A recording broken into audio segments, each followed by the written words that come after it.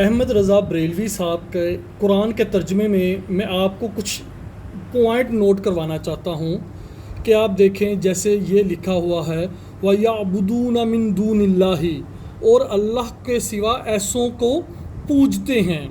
یعبدون یعنی کہ اس کا مطلب ہے عبادت کرنا، پوجنا، ٹھیک ہے جی۔ لیکن میں آپ کو دو تین چیزیں دکھانا چاہتا ہوں جہاں پر ایک مسٹیک ہے۔ جیسے سورۃ الاعراف کی آیت نمبر 37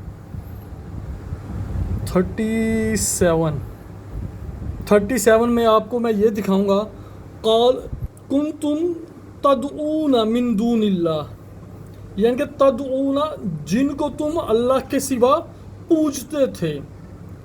تدعون کا مطلب ہوتا ہے دعا مانگنا، کہ جن سے تم اللہ کے سوا دعائیں مانگتے تھے۔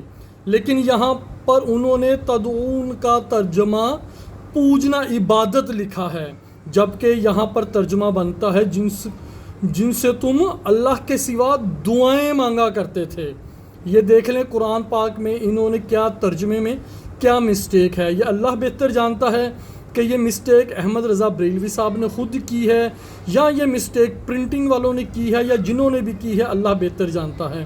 لیکن تدعو جہاں پر آئے گا وہاں پر دعا مانگنا ہے۔ ایسے ہی میں آپ کو ایک اور جگہ پر دکھاتا ہوں، سورۃ یونس آیت نمبر 106 میں بھی آپ یہ دیکھیں کہ یہاں پر بھی ہے لا تدعو من دون اللہ، کہ اللہ کے سوا اس کی بندگی نہ کر۔ حالانکہ اللہ کے سوا کسی سے دعا نہ مانگ۔ یہاں پر بھی تدعو کا مطلب جو ہے یہ دعا ہے، دال اور عین جب آئے گا تو اس کا مطلب ہے دعا۔ لیکن یہاں پر بھی انہوں نے دعا مانگنا نہیں لکھا، یہاں پر انہوں نے لکھا ہے بندگی نہ کر۔ اس کے علاوہ میں آپ کو ایک اور جگہ پر دکھاتا ہوں، سورۃ الشعراء اور آیت نمبر ہے اس کی 213 کے اندر بھی کہ آپ یہ دیکھیں کہ کیا لکھا ہے، فلا تدعو مع اللہ، تو اللہ کے سوا دوسرا خدا نہ پوج، یعنی کہ تو اللہ کے سوا دوسرے سے دعا نہ مانگ، دوسرے اللہ سے دعا نہ مانگ۔ یہاں پر بھی ان کی یہ مسٹیک ہے۔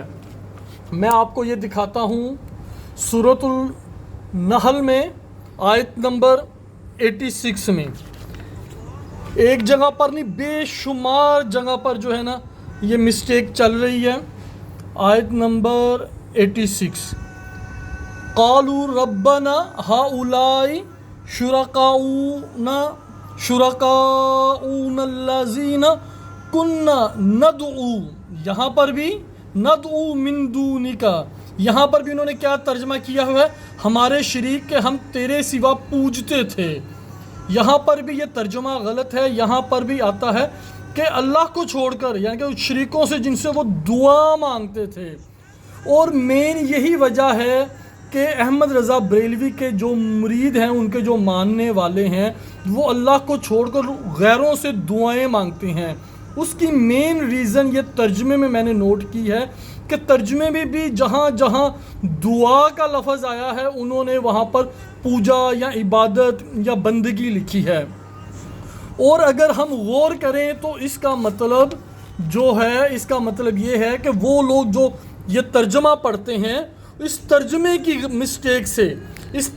مسٹیک سے وہ سمجھتے ہیں کہ شاید اللہ کے سوا ہم کسی سے بھی دعا مانگ سکتے ہیں۔ اللہ کے سوا کسی سے بھی دعا مانگنا شرک ہے۔ تو میری یہ ریکویسٹ ہے ایسے لوگوں سے کہ جو یہ قرآن پرنٹ کر رہے ہیں، وہ اس مسٹیک کو ہائی لائٹ کریں اور یہاں پر اس کو تبدیل کریں، اور جہاں پر دعا کا لفظ آیا ہے وہاں پر دعا ہی لکھا جائے، وہاں پر عبادت، بندگی یا پوجا نہ لکھی جائے۔